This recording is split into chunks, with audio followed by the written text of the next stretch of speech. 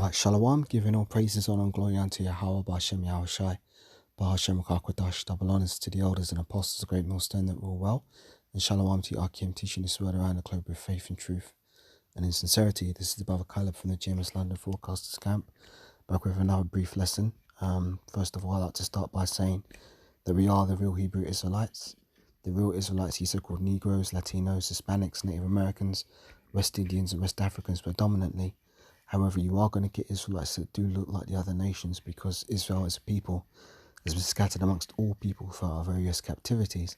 But if your seed line by your forefathers goes back to the man in the Bible that was named Israel, then you too are an Israelite, no matter what you may look like, because the book of Numbers chapter 1 and verse 18 states that your nationality is determined by the lineage of your forefathers, okay? So I've got a little article that I was just reading here on the Evening Standard. It says, Londoners bask in glorious sunshine on first day of lockdown Freedom Day.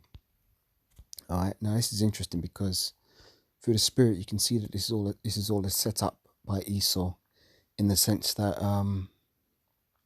he's deprived the public from a lot of the things that they used to take pleasure in. For example, being able to go out and socialize, go to the pub, go to nightclubs, go to restaurants, go to the parks, things like that. A lot of these people who were in the world, when these pastimes were taken away from them, they're the ones who suffered the most, because for them it was quite a shock, a system shock, I'll say. You know, to no longer be able to have the freedoms that you've always expected to have, to suddenly be taken away, was a big shock to them. But speaking for myself personally, and from a few of the other brothers that I've spoken to in this truth, who prior to all this lockdown situations, we'd already withdrawn ourselves from the world, you know. I'll just say this, there's a reason why my channel is called Dead to This World. It's called that for a reason, because I could go into my testimony, but I'm not going to do that right now. Just say for the fact, I'll say that I feel like I died a long time ago. And I don't say that lightly, because certain situations and circumstances in my life caused me to basically pretty much realize that I was effectively dead in this society. So hence the channel name. Now, as I say, for people like myself who were already withdrawn from this world, we'd already died to this world and been reborn through the spirit into the truth of this gospel of Yahweh Yahushai, we didn't really lose anything when all this lockdown shit happened. In fact, I see it as a blessing, a blessing actually, to be able to actually walk around without having to meet and interact with strange people with strange spirits on them. You know, things became a little bit easier in that respect. But not to distract from the point, let's go on to the topic of this lesson, and I'll break it down through the scriptures, Lord willing. London is basking in glorious sunshine on first day of lockdown Freedom Day. Londoners are relishing their first day of a newfound relative freedom after England stepped into phase 2 in its roadmap of the C-19 lockdown, out of the C-19 lockdown. Talking to social media, thousands across the city have shared pictures and videos of themselves enjoying recently opened outdoor activities. Swimmers queued up outside Brockwell Lido in South London first thing on Monday morning, while some opted for aerobic classes at the Hampton open air pool. Others, looking for a more quiet way to celebrate the easing of lockdown, rushed to golf at the Greenwich Peninsula driving range. The new phase of the government's roadmap involves a series of measures being lifted ahead of schools breaking up for the Easter holidays on Thursday, including weddings. Beautiful, man. I see that, and this makes me think immediately of Matthew, the 24th chapter. This is including weddings, being able to resume, again in small numbers, and the stay-at-home recommendation relaxed to stay local. I'll get to Matthew 24 in a moment. People across England can now meet outdoors in a group of 6 people from separate households. Oh, interesting, they're using the number 6 again, under what's been dubbed the rule of 6. Gee, I wonder why the number 6 is so prevalent. More than 6 people can meet. And isn't that interesting? You got 6 appearing 3 times in this one paragraph, so that's 3 sixes. Anyway, under what's been dubbed the rule of 6, more than 6 people can 6 in that paragraph. People can meet up as long as they're from only 2 households. Golf courses, swimming, basketball and tennis courts have been all reopened in a major milestone in the country's roadmap out of lockdown. So you got here's a look at how some Londoners are spending the day outdoors. See, these people are in mirth. They just want to have fun. This dude's playing golf. This woman is going swimming. People playing football. People just sunbathing. people being people, I guess. But none of these people are thinking about what's coming or what's about to come on the earth. No, they're not thinking about the return of our Lord and Saviour, Yahweh Shai, and the destruction of this wicked kingdom. They're not thinking about that. And this is beautiful because this really actually fits right in line with the biblical prophecies spoken of in the scriptures. Let me get some of them. So let's go to Matthew the 24th chapter.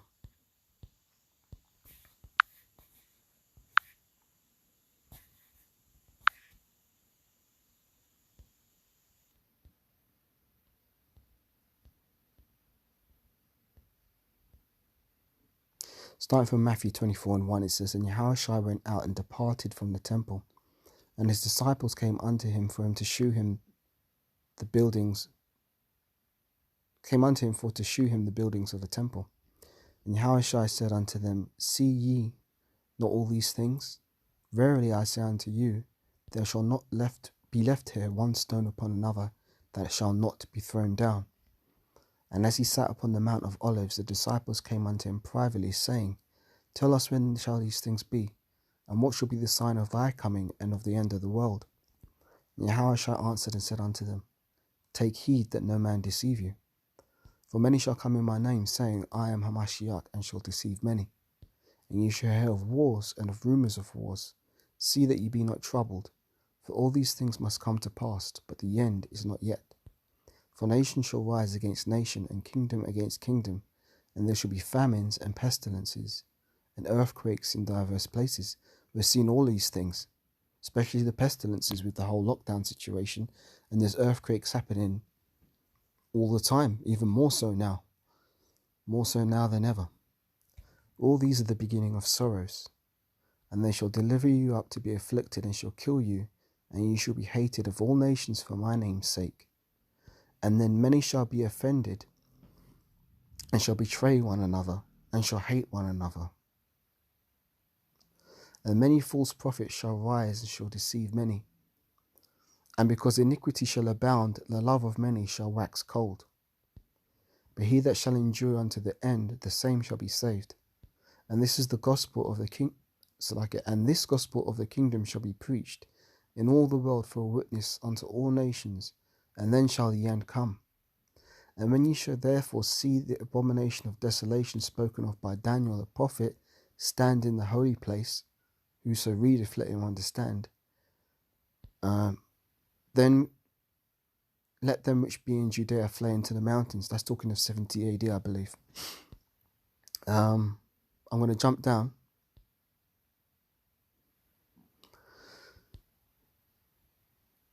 Jump down to Matthew 24:1. For then shall be great tribulation, such as was not since the beginning of the world to this time, no, nor ever shall be. So this time of tribulation is coming, is going to supersede the flood, which represented the first death, which was spoken of in Genesis, 8? Flood of Noah. I know Noah comes off the ark in Genesis 9, so I think Genesis 8 is speaks of the first death, which was the flood. Let me just check that.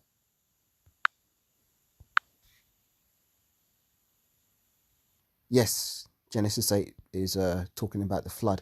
That represented the first death, which was by water. The second death is represented.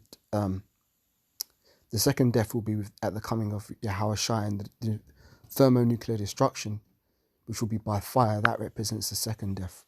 So back in Matthew 24, where was I? 22, maybe? There we go, right on the spot. Yeah. For there shall be great tribulation in building up to that time of Yahushua return. There's going to be great tribulation, which cuts what Nate of the IUIC was teaching about. There's not going to be a time of Jacob's trouble. So let's continue on. Matthew 24:1. For then shall be great tribulation, such as what was not since the beginning of the world to this time, no, nor shall ever be. And except those days should be shortened, there should be no flesh to be saved. But for the elect's sake, those days shall be shortened. Then if any man shall say unto you, Lo, here is a Mashiach, or there, believe it not.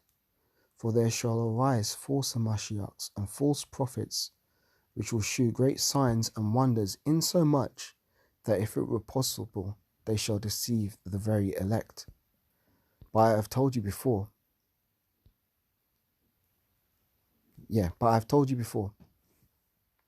Wherefore, if they shall say unto you, Behold, he is in the desert, go not forth. Behold, he is in the secret chambers, believe it not. For as lightning cometh out of the east, and shineth even unto the west, so shall also the coming of the Son of Man be. Now that's going to be a great event which no man's going to be able to deny. You know, you might see a chariot, or I've seen chariots before, and I've been with people who don't know this truth, and we've seen incredible scenes of chariots with our naked eyes. And I've explained to them what they were, and they still didn't believe. Well, when Yahushua comes, there's going to be no denying it. It's going to be, as the scripture said, as lightning shining from the east unto the west. You know, just before lightning strikes, you see that flash? That's what the coming of the Son of Man is going to be like. Nobody's going to be able to deny it in that day. So let's continue on. For wheresoever the carcass is, there will eagles be gathered together. Immediately after the tribulation of those days, the sun shall be darkened, and the moon shall not give her light, and the stars shall fall from heaven, and the powers of the earth shall be shaken. I'm reading that wrong. And the stars shall fall from heaven, and the powers of the heaven shall be shaken. And then shall appear the sign of the Son of Man in heaven. And then shall the tribes of the earth mourn, and they shall see the Son of Man coming in the clouds of heaven with great power and great glory. So for those of you who don't know, the clouds of heaven represent what the world would ignorantly call UFOs. Those are the chariots of the Most High. And Yahushua is going to be traveling in a great chariot, and the whole world shall see it. And the armies of the earth are going to attempt to fight against Yahushua, but they're going to fail miserably. It's going to be just like in that film in Independence Day, when Will Smith was in the fighter jet trying to shoot down the chariots. Well, it ain't going to play out like that. It's going to play out like a movie, because this is ultimately the Lord's movie, and we're all just actors playing our parts, in the sense that no man has free will. But it's not going to be like in the movies where America always wins. America always, no matter what happens, you know, they overcome in the end. America's not going to overcome. America's already finished. It's already been foretold. It was written. What is it? The Apostle John on the Isle of Patmos was writing this stuff, maybe 2,000 years ago on the Isle of Patmos. Revelation 18, the destruction of America. Even before that, the book of Obadiah, you know, the fate of the Edomites. Even back to Genesis from Cain, you know, cursed shall thou be from the earth. A vagabond and a fugitive thou shalt be. So it's already foretold what Esau's end would be, ultimately. And there's nobody who can rewrite the script or edit the film to make it play out that America wins. America doesn't win. America loses, and Israel comes back into power. And it's going to be an everlasting kingdom once Israel is back on the, once we're put back on top. So continuing on. And then shall appear the sign of the Son of Man in heaven, and then shall all the tribes of the earth mourn, and they shall see the Son of Man coming in the clouds of heaven with power and great glory. And he shall send the angels with a great sound of a trumpet, and they shall gather together his elect from the four winds, from one end of heaven out to the other. Now, who are those elect? It's talking about the elect of the nation of Israel, because salvation is only first and foremost for the nation of Israel, because these holy scriptures pertain only to the Israelites. But secondly, it only applies to the elect. So 2/3 of our people are going to be cut off and die in the destruction. So who are the elect? Why don't we go to the book of Revelations and find out?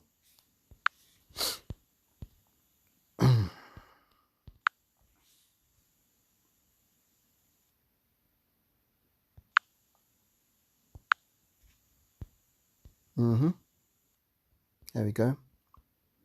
Revelation 7, and let me start from 1 and get into this.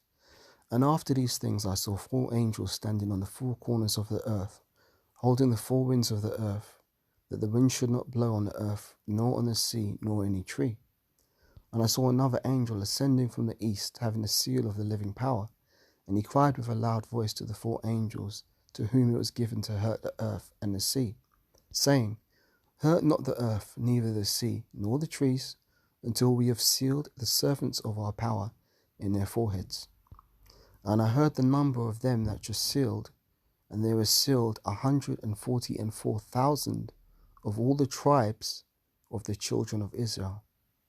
See, it doesn't say all the tribes of the children of Moab, or all the tribes of the children of Esau, or all the tribes of the children of Elam, or all the tribes of the children of Ammon, or all the tribes of the children of Ham, or I should say Cush or Mizraim, Slakia. It says all the tribes of the children of Israel.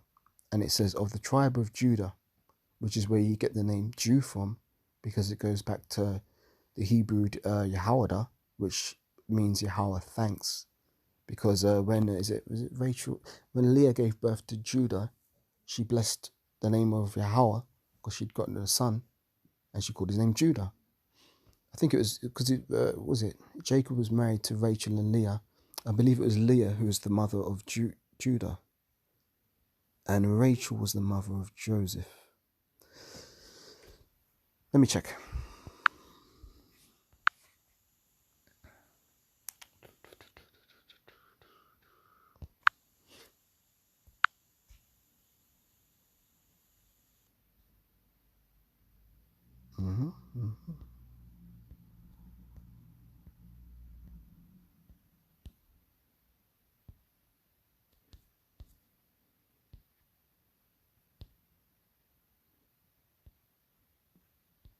Yes, it was Leah, I believe, because Jacob favored Rachel, and I believe Rachel was the mother of Joseph and Benjamin. But it could have been one of their handmaids. Let me check it out, because they did have handmaids who bore children to Jacob. Zilpah.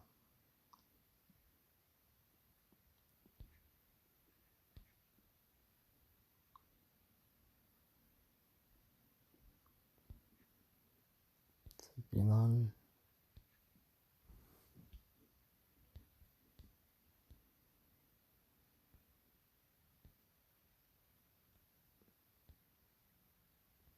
Bear with me, I'm just checking, because I don't want to say the wrong thing. Bilhah, Dan, Atali, Ziphala, Asher, Reuben,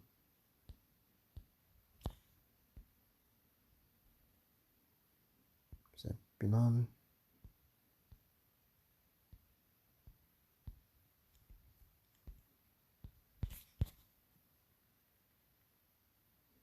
yep, there we go. Yeah, Leah bear Judah. I was correct. It's in Genesis 29, verse 35. And she conceived again and bare a son. And she said, Now will I praise Yahweh. Therefore she called his name Judah and left bearing. So that's where you get the name Yehowadah, which means Yahweh thanks, because she praised the Lord that she bore Jacob a son. So back in Revelation 7.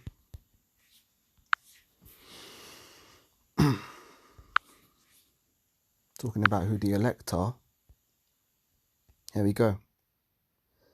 And I saw another angel ascending from the east, having the seal of the living power, and he cried with a loud voice to the 4 angels, and to whom it was given to hurt the earth and the sea, saying, Hurt not the earth, neither the sea, nor the trees, till we have sealed the servants of our power in their foreheads.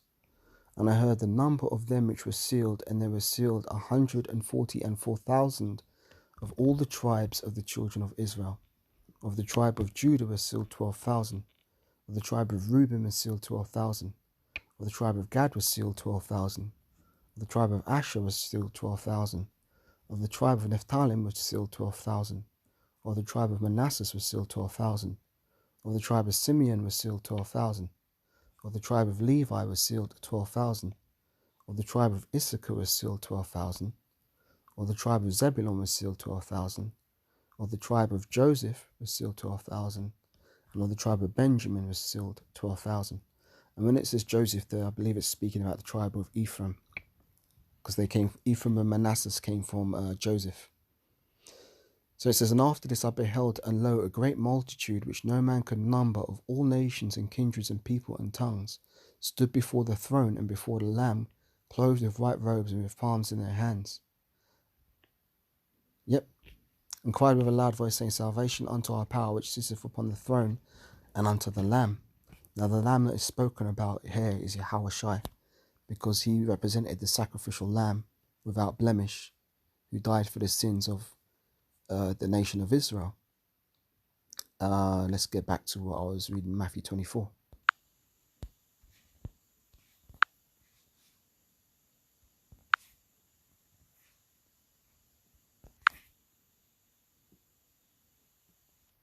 Yep, it's right on the spot. And except those days should be shortened, there should no flesh be saved, but for the elect's sake, those days shall be shortened. So I just told you who the elect were. The elect are the 144,000 that are gathered from the 12 tribes of the nation of Israel, and the 1/3 of the nation of Israel, the 1/3 of the nation of Israel, which is elected to receive salvation. Because this is the thing. Everything's predestined. Everything was already written afull time. We are just in these physical bodies watching things play out. You know, it's a bit of a crazy concept to get your mind around, but once you realize that, look, those that are destined for salvation are going to be saved. That's what it boils down to. If you're of the elect, you're going to be saved. So therefore, this is why you need to have faith, because if you have the faith of a mustard seed, the Lord said you'll be able to move mountains. So if you have faith that the Lord will keep his promise, he will deliver us, so long as we're doing the works. You know, because faith without works is dead, obviously. But there comes a point where you have to realize that, look, man, if your lot is to get burnt, you're going to get burnt, and rightfully so too. Because the Lord's judgment is perfect. And in fact, all of us deserve death. All of us have done sins unto death. No man is saved off his own abilities. Like you can't super jump up onto a chariot yourself. You have to be called and you have to be chosen. You know, but the scriptures say many are called, but few are chosen. So therefore, this is why you have to work out your own salvation ultimately with fear and trembling, because no man can deliver you. Even if you might have a friend who's cool with you, you can't deliver him, just as you can't deliver yourself. All you can do is hope and pray, or I should say fast and pray for forgiveness, and try and do the things which are pleasing unto Yahweh B'Shem Yahushai. And what is pleasing unto Yahweh B'Shem Yahushai? Loving him. And what is loving? Love according to the scriptures. 1 John 5 and 3.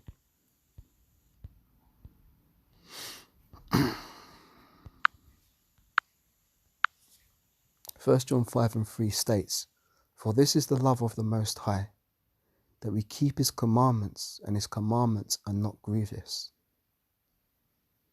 There we go, man. Look at this. It says, For whosoever is born of the Most High overcometh the world. Slakia, I should have turned notifications off. Slakia. It says, For whatsoever is born of the Most High overcometh the world. And this is the victory that overcometh the world, even our faith. Who is he that overcameth the world? But he that believeth that Yahushua is the Son of the Most High. So, man, Yahushua is the ultimate Superman. the ultimate savior. You know, he is our one way out of this hellish situation that we find ourselves in, that we call everyday life. You know, see, this is the thing. Once you've gone to a certain point in your in the level of understanding of what's really going on in the world, you realize that you're in a trap. This whole world, like, don't they call like being in this system is like being in a pit. You know, there's no way out, man. Let's say you was to go out tomorrow and you got a job which paid you, you know, thousands of pounds a day. Would you really, if you've woken up to this truth, would you really be happy or content with that? Even if you was making millions in this world, what would you really be doing? You might buy a nice car, great. You might buy a nice house, great. You might get some women following you around, great. But what would you really do? Where would you really go? You see, this is again going back to why I call my channel Dead to This World. Once you understand that there's nothing in this world, you've got nothing to gain from being here except to do the will of the Most High. That's the only thing. You know, Ecclesiastes 12 and 13 states, let me get it rather than roughly paraphrase it.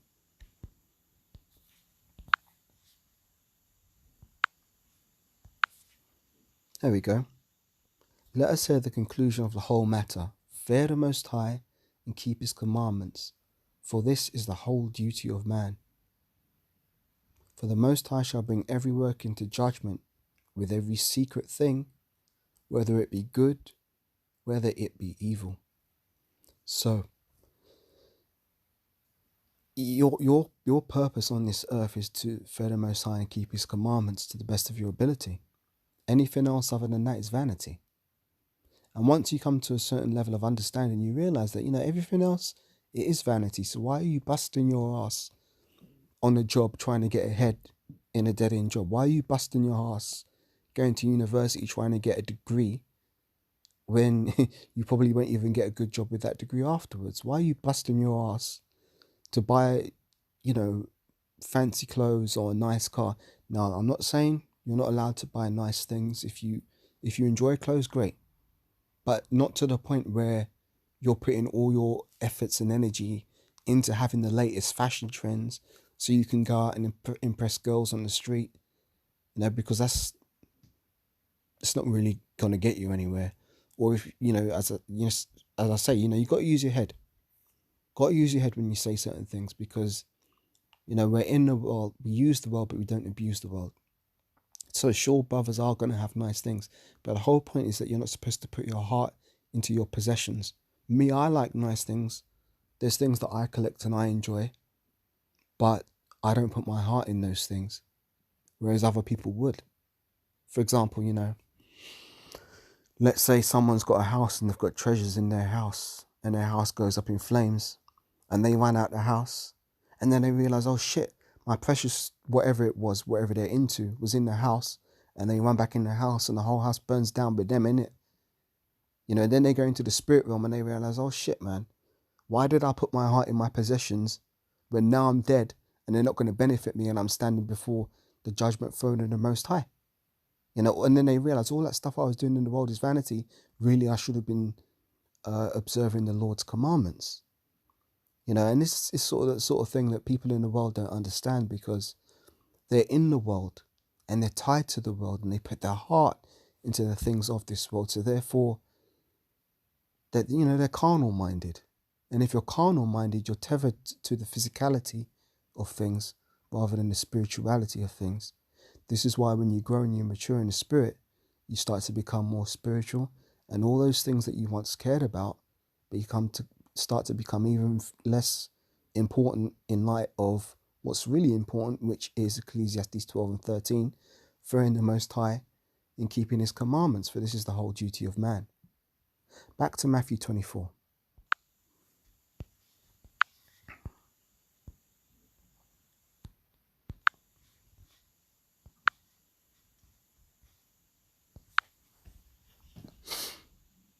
And except those days should be shortened, there should no flesh be saved, but for the elect's days, those days should be shortened. Now I want to jump down to this particular point that I want.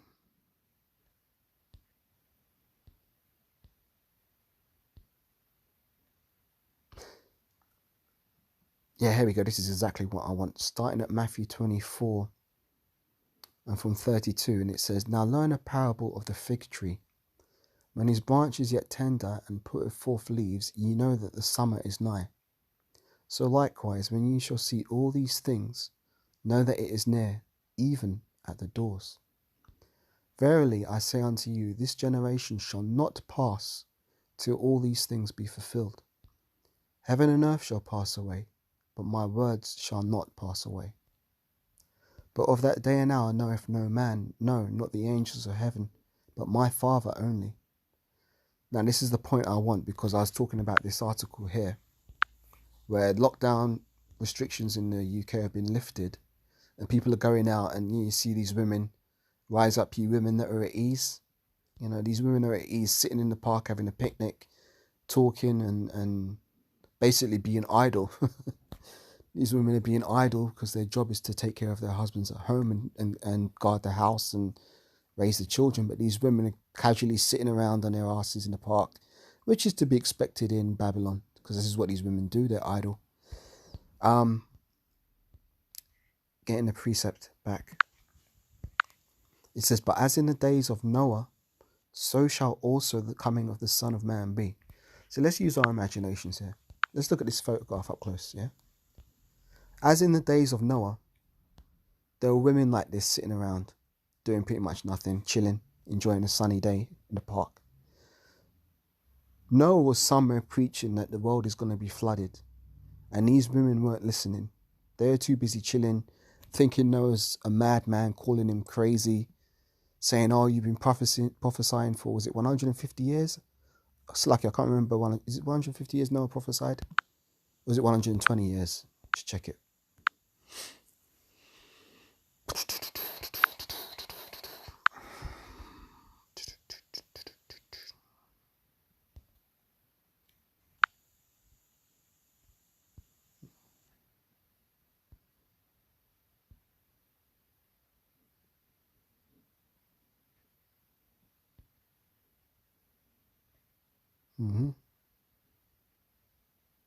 Let me read this.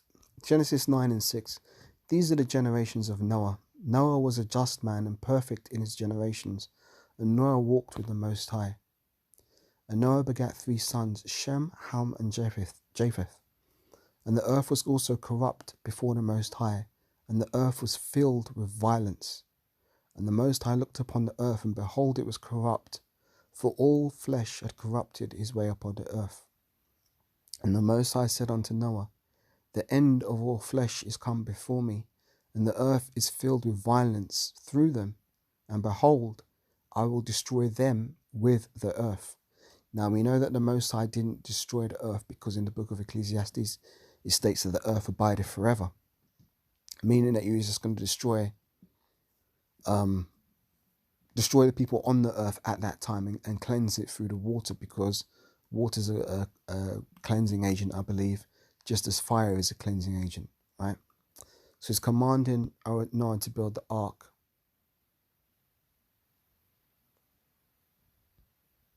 Yeah, and it says, "And behold," 17, "And behold, even I, do bring a flood of waters upon the earth to destroy all flesh, wherein is the breath of life from under heaven, and everything that is in the earth shall die." Now here's the interesting thing. When I think about this situation, I realize to myself, hang on a minute. Only 8 souls were delivered during that time. You know? In a sense, the Lord is going to be slightly more merciful this time in the sector. Slightly more merciful this time around, in the sense that it's only 144,000 that are going to be saved this time, and the 1/3 of the nation of Israel. But back in those days, it was only 8 souls. Now, as we know, reincarnation is biblical. So if you, by law of averages, the chances are that your ass probably got destroyed in that flood, just as my ass probably got destroyed in that flood, which is quite scary if you really think about it. Me personally, I just put this out there. My worst fears, the things that make me scared, first and foremost is the Most High. You know, going contrary to the will of the Most High, that terrifies me more than anything, as it should. You know, the fear of the Lord is the beginning of wisdom. But the next thing that terrifies me, that my personal sort of would you call it phobia or something, is of deep dark water. Now I can swim just fine, but there's a certain feeling that I get when I'm in, for example, if I'm swimming in the sea and it's the deep water and I can't see the bottom. I always get the sense that there's spirits in the water trying to pull me under, and I'm not making that up. I have personal testimonies of that. So I don't like deep dark water, and in a sense, maybe it goes back to the fact that, you know what, when the flood came, it was a terrifying thing. You know, and it is a terrifying thing because the whole earth was flooded with water, and everything in which was the breath of life perished, except Noah and his 8 souls. But guess what?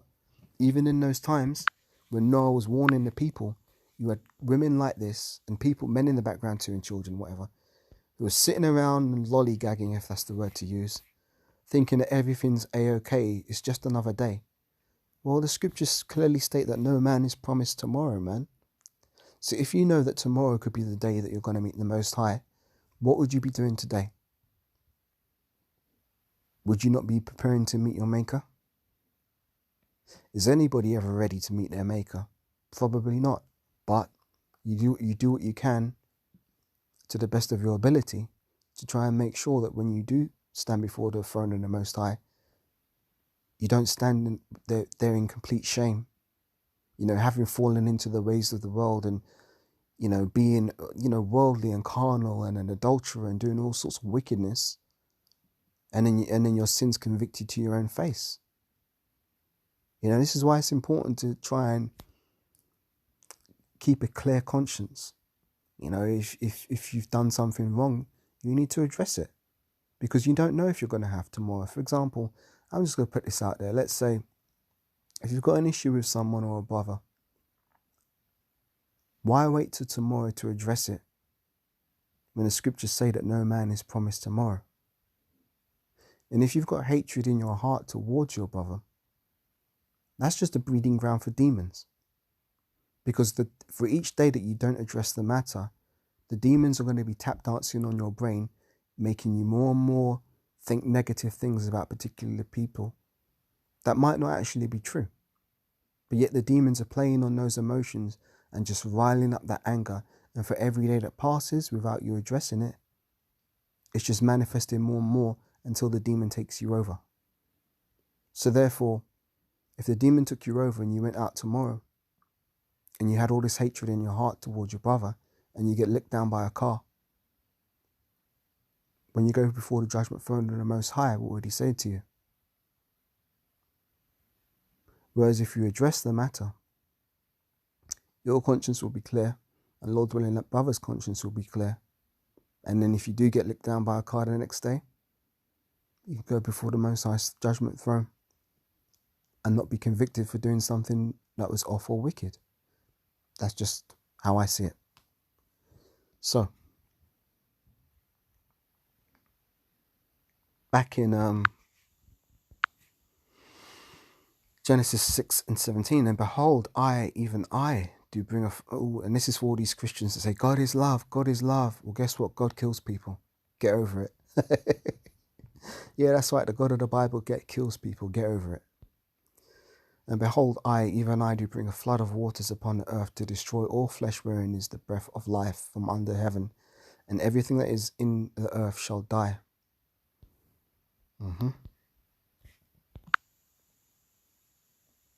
So let me go back a bit.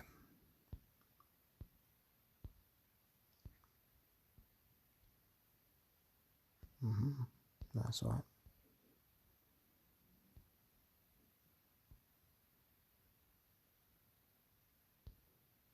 No, that's that. That's 5 maybe.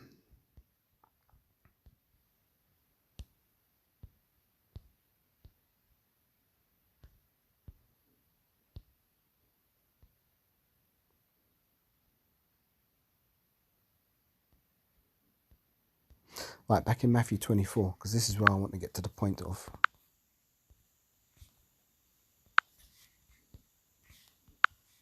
Matthew 24.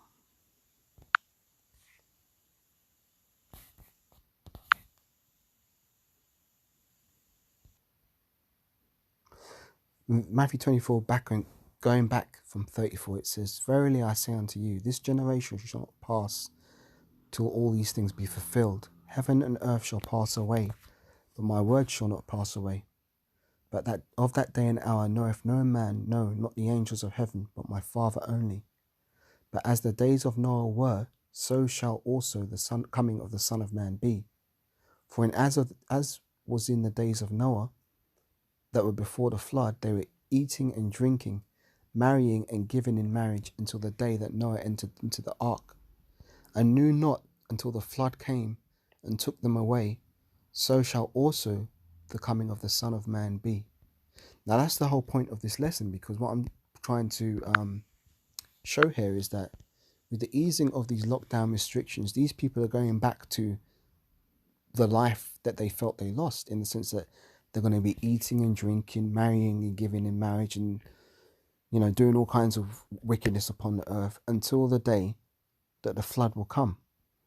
Now the flood that will come isn't going to be a flood of water. This time it's going to be a flood of thermonuclear fire and the chariots of Yahweh Hashem Yahushai. So for those of you who may not know what the chariots are, the chariots of the Lord are what the world ignorantly calls UFOs. And it's in the chariot of the Lord that our Lord and Savior Yahushai, whom is the one that the world ignorantly calls Jesus Christ, will make his return. And these people, they're going to be doing the exact same thing, as the saying goes, same shit, different day. They're going to be sitting around, looking down at the men of the Lord, thinking that we're mad, calling us crazy, calling us all manner of wicked names under the sun, until the day when they realize, oh shit, those men were right. Those men in the robes with the 12 tribes sign, were right. Those men who were out there prophesying the downfall of Babylon the Great, which is America in the Bible, were right and we were wrong. And then they're going to be convicted pertaining to the, I believe, the Book of Wisdom of Solomon, the 5th chapter on down. It talks about what these people will say. They're going to say, this is he, whom we sometimes had in derision and a proverb of reproach. How is he numbered amongst the children of the Most High? And they're going to be lamenting, and there's going to be wailing and gnashing of teeth, because the Lord isn't coming back to greet these people with a smile. He's coming back to render his anger with fury and his rebuke with flames of fire. So, just an interesting one, because I know some brothers can sometimes get a bit sad to see our shit society's going back to normal again, but it ain't going back to normal. This is just an illusion, because all Esau is doing is giving these people a taste of what they lost. He's going to give them that little sweet taste again of, oh, this is what life used to be like. And then he's going to come down again. Revelation 12:12, the devil is come down unto you having great wrath, because he knoweth he have but a short time. And when he strips these people's privileges away again, because they're not rights, they're privileges. When he strips them again, these people are going to be livid, and these people, Lord willing, will want to rise up, because people are already fed up. There's already uproars of the people, which is, again, fulfillment of prophecy. So it's beautiful to see these things. When you really thought of things through a spiritual eye, it's all good, man. It's all good. Because Yahweh promised us that he would deliver the elect of the nation of Israel. And he's going to deliver on his word, because the Most High is not a man that he should lie. So with that, giving all praises, honor, and glory unto Yahweh, Hashem Yahushai, Ba'ashem Rakah Kodash, double honors to the elders and apostles of Great Millstone, who rule impeccably well until the next lesson I do, Lord willing, I'll say Shalom.